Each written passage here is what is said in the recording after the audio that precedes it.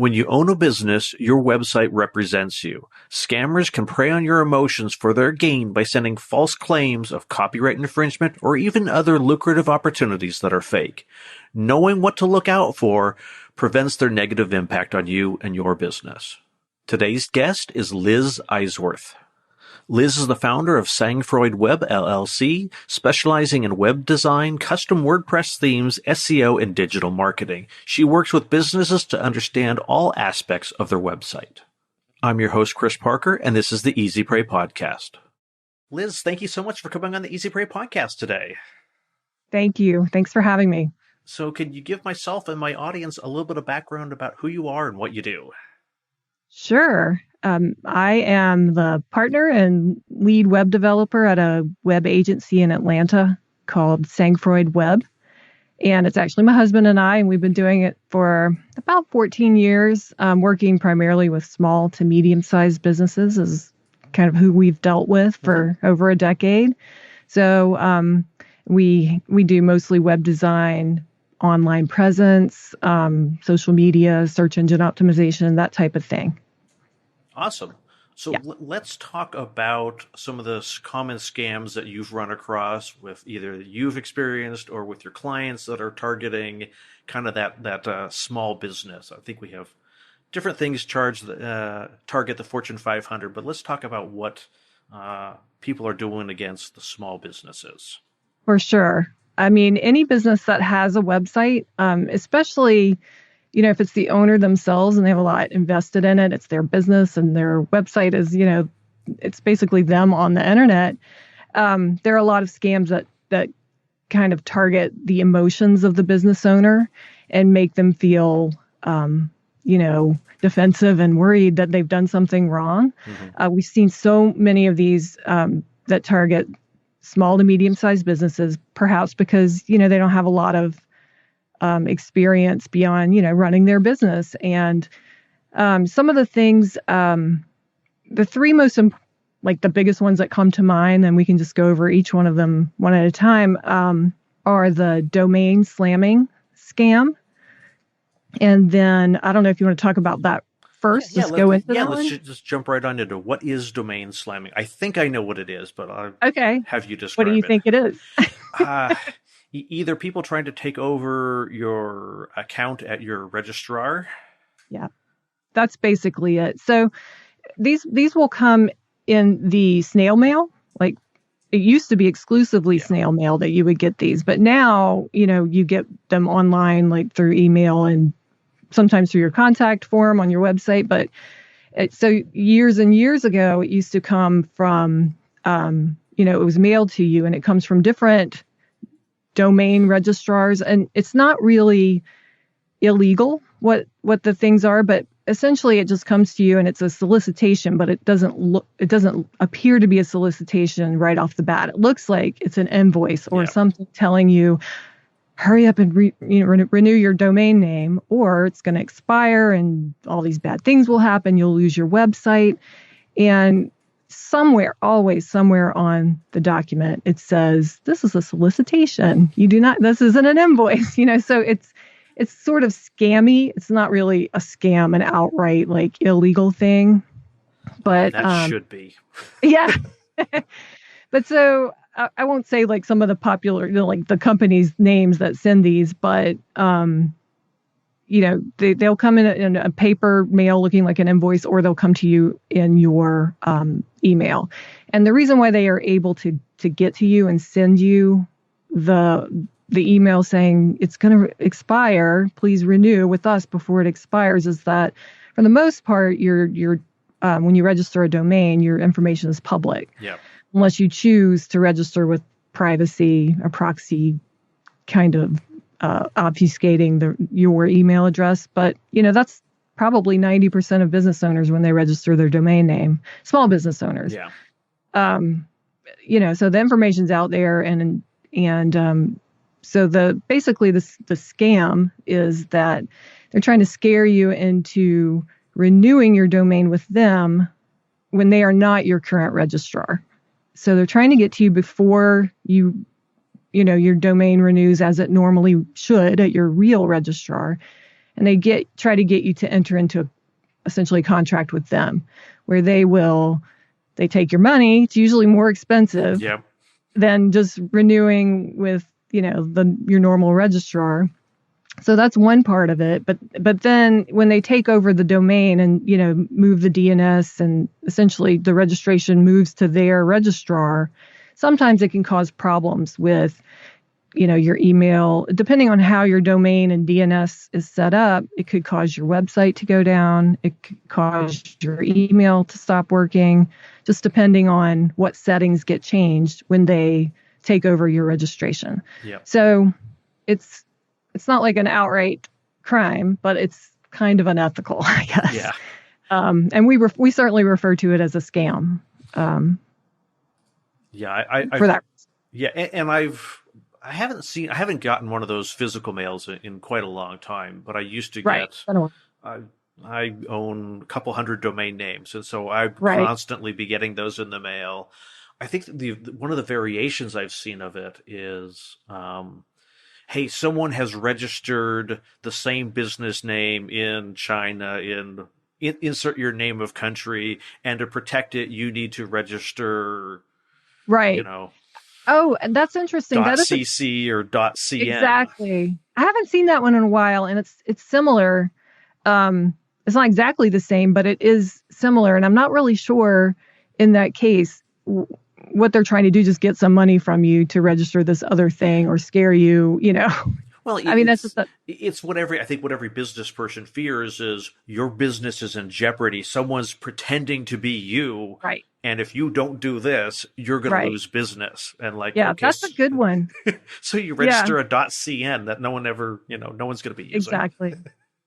Yeah, I forgot about that one. I haven't seen that one in a while. But yeah, that is a common thread, I think, with all of the scams, and the ones we'll get to in a minute, is that they're always preying on your emotion, and that it's your business's reputation, and, you panic.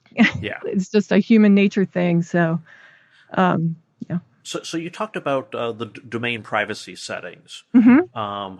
It's interesting because one of the things that I used to do, and I would tell people to do, and I've started to rethink this, or it's not as useful as it used to be, is that if someone was going to approach me, hey, I want to do business with you, the first thing I would do is how long have they owned the domain name?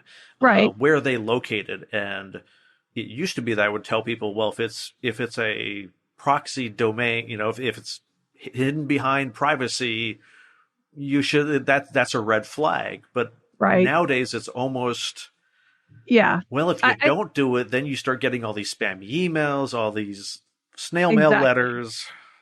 No, I think that alone would never be an indication of it can't stand alone as a red flag, but in combination with some other things, like the domain's only 3 months old, that might be an indication or it's only been registered for 3 months. That might be an indication that it's not legit. I've certainly seen that when we sometimes get, somebody reaches out to us to do something, sometimes a project or, one of these scam type things. I will do that, exactly that. And, but it usually, it has to have something else, it hasn't been registered for very long. You can't find any information about this business on the internet except for this domain.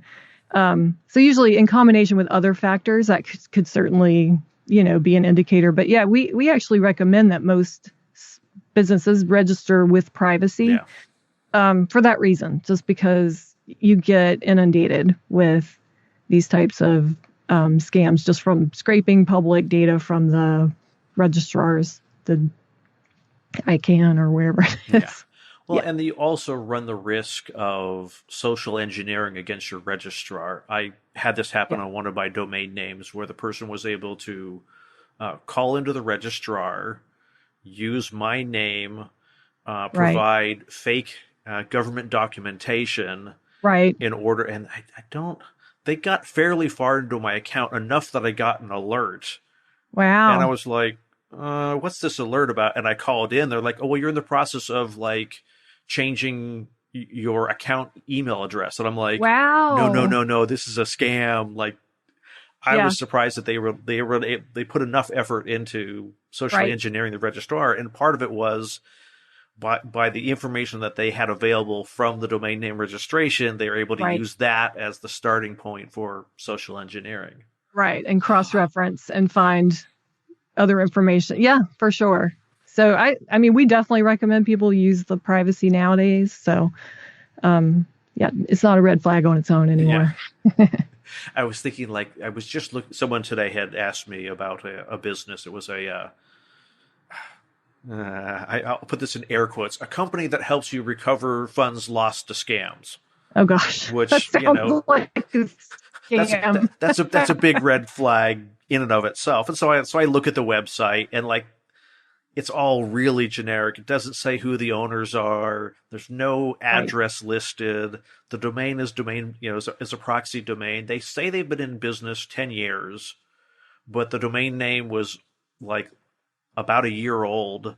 Their Facebook account was 2 months old. While they link to, well, here's our Twitter, here's our YouTube. It just links to Twitter. It just links to YouTube. I'm like, right. Like, exactly. run away. Exactly. Well, and that's the kind of like thin, flimsy online presence that's really easy to set up quickly. And, a lot of the scams that, this is a little bit different, but, the calls that you get sometimes from Microsoft, or I probably shouldn't say that name, but, it's fake support calling you and telling you they need to do something on your computer. And, if you a lot of times search on those types of businesses, you'll see that same kind of flimsy presence online. But, if you don't know what you're looking for, it's very easy to be like, well, they look legit. Yeah. So. And that's definitely something that I see targeting small businesses, is that people who don't know to do their research. Yes. So what's our next scam that's targeting small businesses? The next scam, this is one that's been going crazy over the last year or so. It is a phishing scam, and it sometimes comes in directly as an email, but most often it's submitted through a business's contact form on their website. So it comes in that way, and it is always a copyright infringement sort of threat. Mm-hmm. It's started out like probably over a year ago. We started seeing it was from an illustrator or photographer, and saying that you're using their illustrations or their photography on your website without their permission, and that they're going to sue you. And then they say, for proof, click here there's a link that takes you to, usually, I've never clicked on it, but you assume you're going to be taken somewhere where they're going to be trying to either install something on your computer or get you to enter details so that they can, get some login information, just your basic phishing scam. Mm-hmm. And, I don't know, we've had probably dozens of clients, our own clients, have this happen to them over the past year and a half. And it's evolved, where now they're using more sophisticated language and quoting like the DMARC copyright laws in the US and using all this like legalese to make it really intimidating.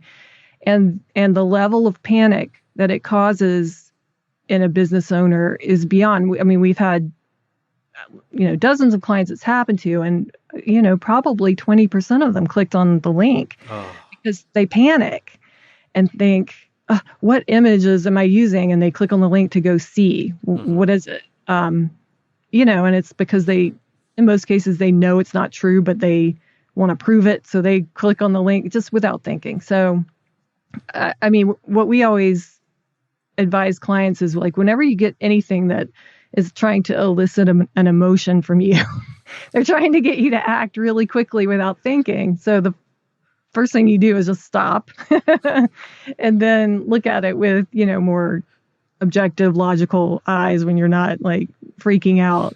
But that one has been going crazy. And the reason I say that is because we have an article written about it on our blog post, and the traffic, you can just see it like, it's been through the roof in the past year. So that's a bad one. I haven't had anybody click on the link and like tell me, I don't know. Most people, when they click on it, they get there and it's already been taken down, whatever it was. So I don't know. I don't really know what the end goal of that scam is. If it's a form you get to and they're trying to get details, like login details out of you, or if it's actual just straight up malware where they're trying to install something. But yeah.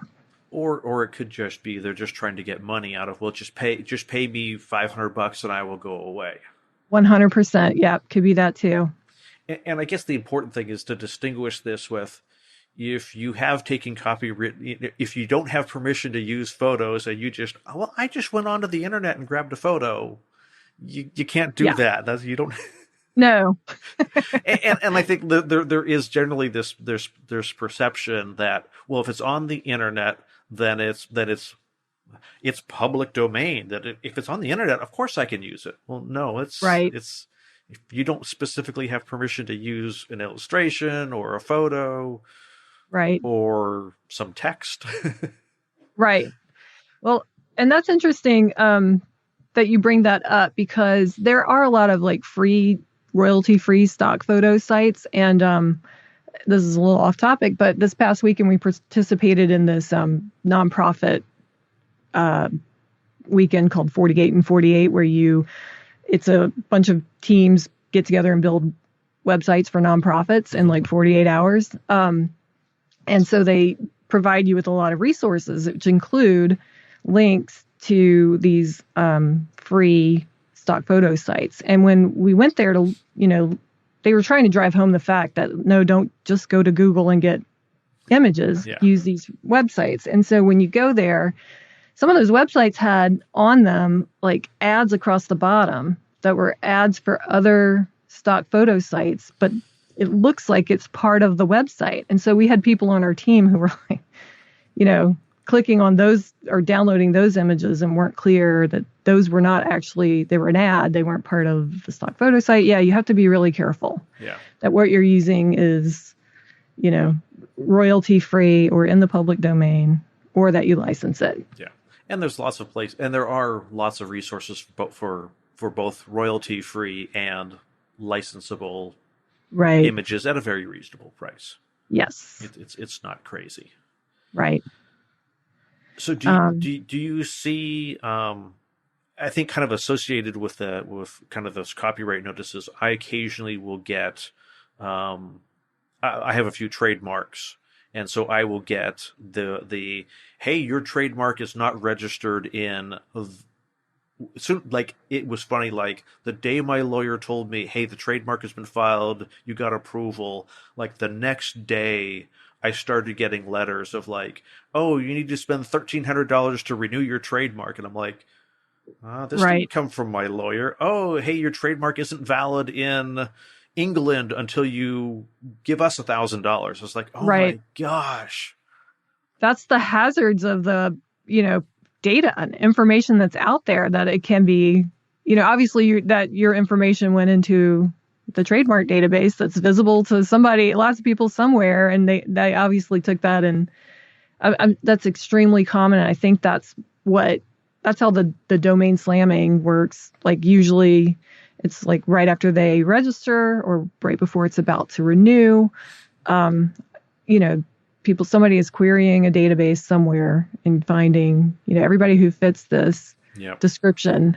Just finish my trademark and let me send them a message saying they need to give me money. So yeah, that sounds similar to how the domain slamming thing works, where the data's there so people take advantage of it. It just makes, like, I historically have just been a suspicious person to begin with. Me too. And I can't imagine, like, if you're kind of maybe if you're a small company, you might be a little bit more suspicious of these things just because, well, I'm the owner. I was the one who filed for this. Right. What is this? But if you get to the point where you have accounting people and stuff like that, they might just, oh, it's an invoice. I mean, and all these things look exactly like invoices. Exactly. Yes, that is so yes, true. in like 3-point font at the bottom, it does say this is not an invoice, this is an advertisement. It sure looks like an invoice, and it says invoice on it. Exactly. Yeah, that's a really great point. And even just a small company where you have like a couple of people. Like, it doesn't even have to be a huge company, but like you said, if you have somebody who's in charge of the accounting part, they could very easily pay that invoice and say goodbye to your domain. Or your money and your Yeah. domain and your business. Right. So Right. so what do we have on that? What do we have up next? The third party payout scam. It's also known as a payment reversal scam. And actually, we just had a client get one of these today.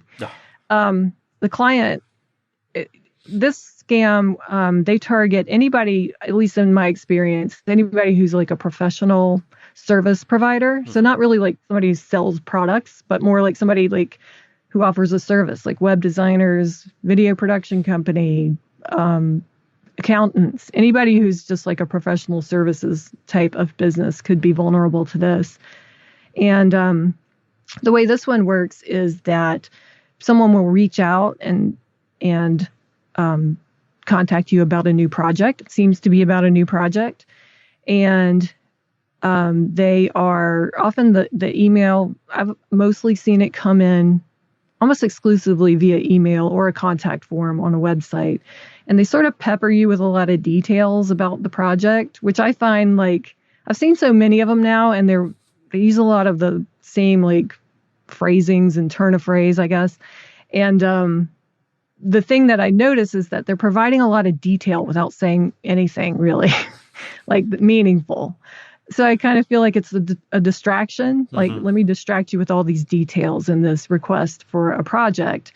And then it used to, I haven't seen this in a while, but for a while they would come from somebody who said they were hearing impaired, which was, they would basically were providing a reason why they couldn't talk to you on the phone. So that used to be like a very telltale detail of this type of scam, but now we see them all kinds of ways. But essentially the way the scam works is that they're trying to contract with you to do a project. And this initial email is just that. They've filled it up with lots of details, and they're just trying to see if they can get you to contact them back. And then when you contact them back and engage, then, you get more details about the project. They will send you, they want an invoice. They want to know if you're the owner of the company. They want your cell phone number, and they want you, to send them an invoice, and then they're going to pay you. And then what happens when they pay you is they either overpay you on accident is one thing that happens, or they will ask you at that time if they can overpay you on purpose and have you pay their subcontractors on their behalf, because usually there's a logistical reason that they give that this needs to happen. It would help them out because they're having some issue, etc. And then what happens is that they're actually paying you with a stolen credit card. I think almost exclusively, they're paying you with a stolen credit card. And then they will, after they pay you, they'll say, "Oh, can you pay my photographer and send this guy $2,000? I'll pay you extra." And if you do it, then you send this person $2,000, and then basically you just never hear from anybody again. Oh. And then the owner of the stolen credit card will reverse all charges, and so all that initial money is yanked out of your account, but you sent $2,000 to a contractor, and you'll never get it back because it was essentially probably the same person that contacted you the first time. And the other the other variation on that is they will just say, "Oh, I accidentally overpaid you. Can you refund me $2,000 or whatever, some amount?" And when you refund them, same deal, they disappear. The person who owns the credit card, the one that was stolen, will, eventually the payments will get reversed and you're out all of that original money.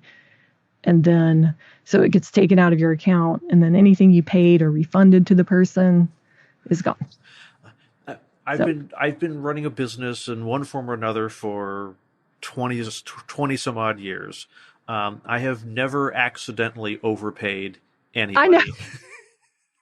Right? I've accidentally underpaid people because, sometimes you have a contract and it's $1,000 a month, but on an annual basis, the contract resets for, they up their rates, and instead of $1,000, it's $1,050, and I just had an auto pay, and it went out $1,000, and So I've definitely underpaid. I've never accidentally overpaid. I did have one vendor accidentally double pay me. Yeah, I've had that happen before too. And it was very clear that was happened. And I said, well, feel free to reverse the charge on your end, or just take it out of my next payment. Right. I know you have to be very careful. I mean, in most cases, who your customers are in that type of, scenario where you work with somebody on a project. You know who they are, and you've spoken to them, and but I mean. It can happen very easily in the world of Zoom and everything online that you don't know the person that you're working with. So you have to be super careful. Yeah. I mean, we have never had, we've had lots of clients contact us about this and say, does this seem right to you? So I've never seen like one of our own clients. I mean, we've gotten this scam, attempt many times. And we've got a lot of clients, accountants and other professional service type people who have received this type of request. And a couple of times people have gone back and forth, but then something always just doesn't seem quite right. So, I mean, hopefully people are suspicious enough to not really fall for it. But I can see how if you are just starting out and you're like excited about getting a new project, especially on something like a web designer starting out, like you can do your entire job virtually online. You don't really have to meet with people to build websites and do all those things. So I could see how some people would be, may fall for it because they're just eager and don't have the experience yet to know what sounds fishy. Yeah, I have a friend who is a web designer, and he had that happen to him where the company approached him and we want you to pay our subcontractors for us just because the company only allows us to have so many subcontractors work on a particular project, and we've maxed out like these very, very weird reasons. Like we can't pay two people for the same project for some weird reason. Right. And so he was initially like, okay, that sounds weird.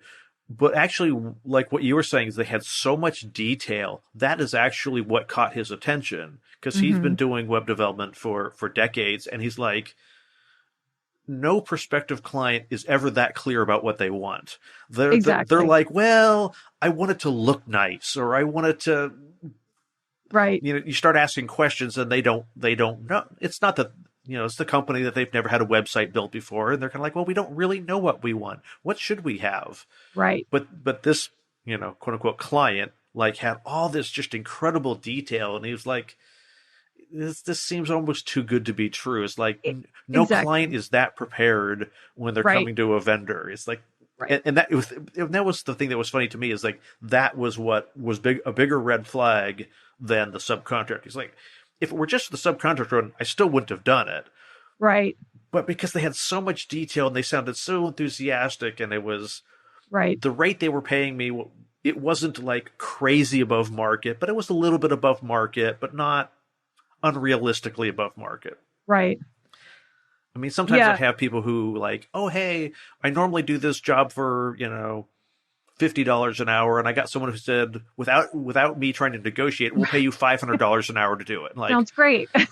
Yeah, okay. So, like, if someone's willing to pay you 10 times your normal rate without you even negotiating it, there's something strange going on. Right.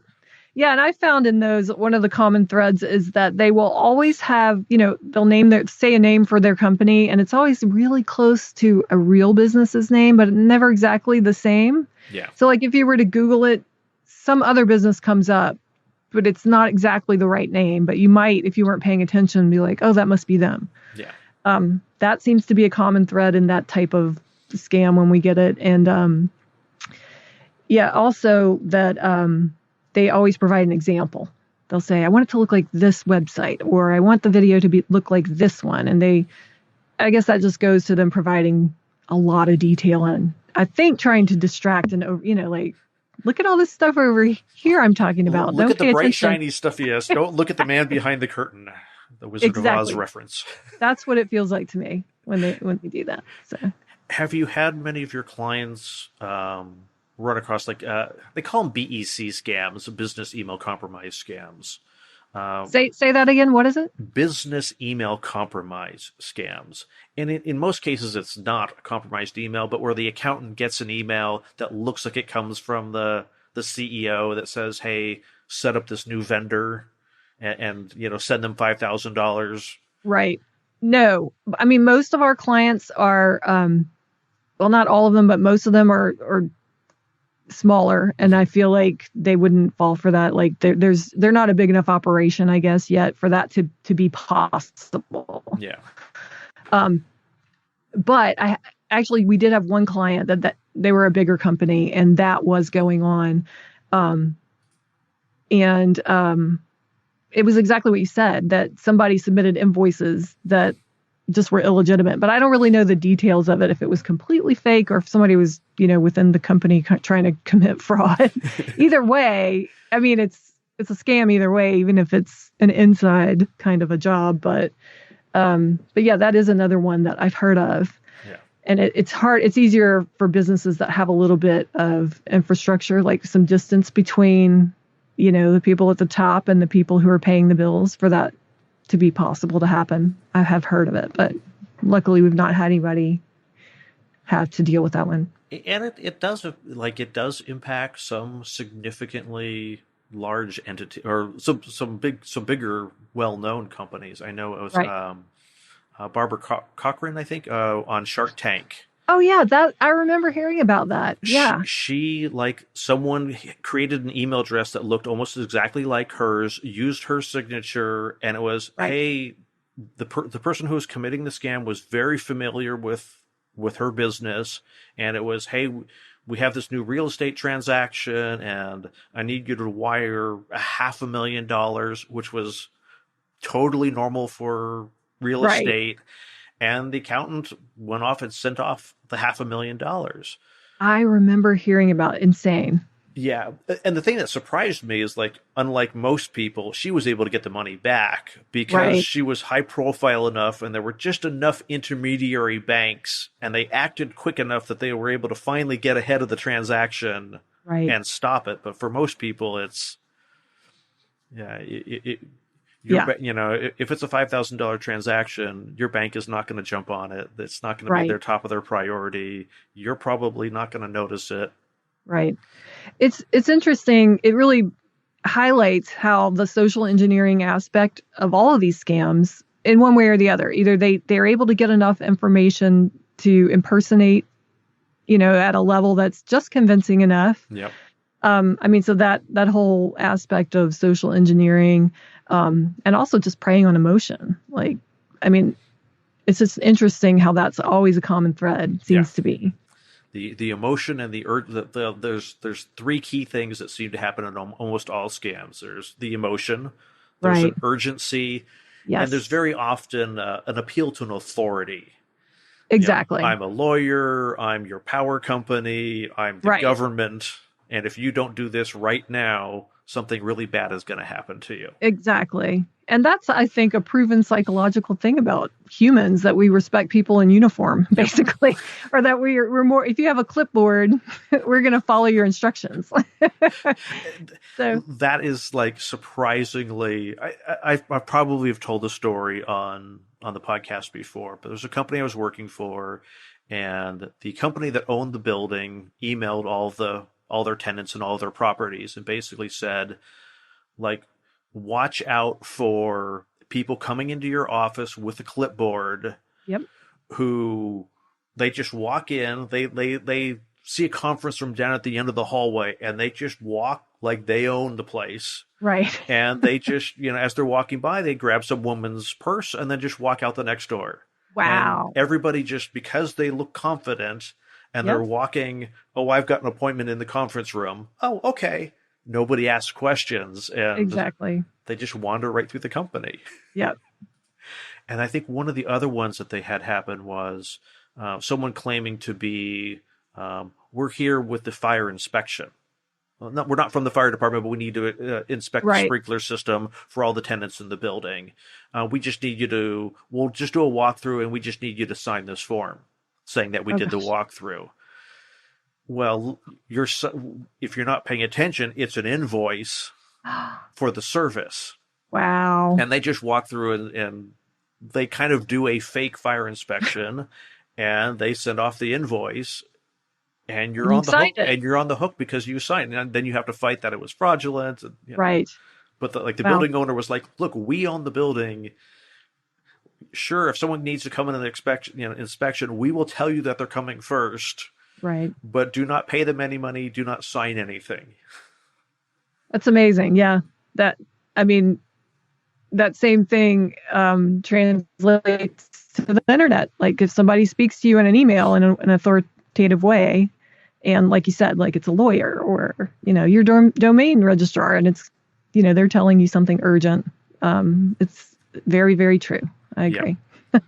And I think kind of one of the precautions that I tell small business people is to always have like good business practices, like processes, like anytime you're going to create a new vendor in your accounting system, somebody has to fill out a form. Like, super annoying, super obnoxious, but someone else, someone has to sign the form and someone has to say, yes, that is my vendor. Yes, I have an agreement with that company, because you don't want your accountant just like, oh, here's a bill, let me just pay it.